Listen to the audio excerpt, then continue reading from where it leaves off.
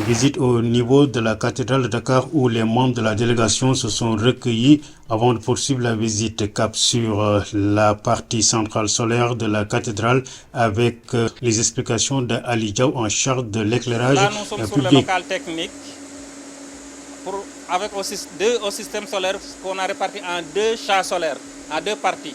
Il y a un système qui alimente l'église et les salles de réunion.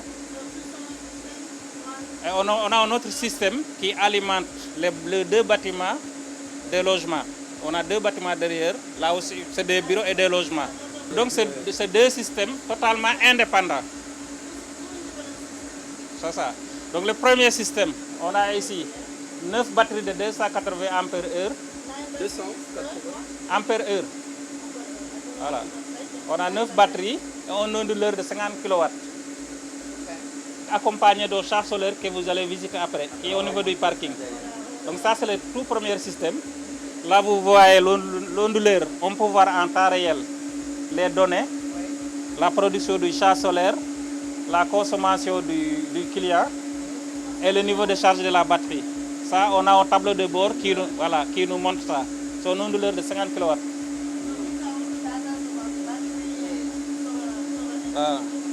La sortie de cet onduleur passe par un coffret de distribution. Et le départ pour aller vers l'église quitte ce coffret-là pour aller directement au niveau du bâtiment à l'église. Voilà, maintenant, au niveau de l'église, on a mis un inverseur automatique qui donne la priorité au système solaire. C'est un inverseur automatique de source. Entre le réseau de la Sénélec et la partie solaire, il y a un inverseur automatique, mais la solaire a la priorité. C'est-à-dire, si on coupe le solaire, ça bascule directement sur le réseau Sénélec. Maintenant, si on ramène le solaire, vu que c'est le solaire qui a la priorité, ça reprend la priorité et on bascule sur le solaire automatiquement. Vous allez voir qu'ici, on a 58 panneaux solaires et là, on en a 66. 66 panneaux solaires. 66, yes. Voilà. Donc là aussi, vous avez la même chose. Hein. Vous avez un onduleur avec un tableau de bord qui vous donne la consommation en temps réel. Donc vous voyez, donc la batterie on est à 43%. Donc c'est ça la partie locale technique. Des explications suivies avec attention, ponctuées par des questions-réponses auxquelles le chef service technique a répondu avec précision. Cette centrale solaire installée avec la précieuse collaboration de la mairie de Dakar va permettre à long terme d'assurer une électricité propre à un coût moindre selon Maodo Dieng.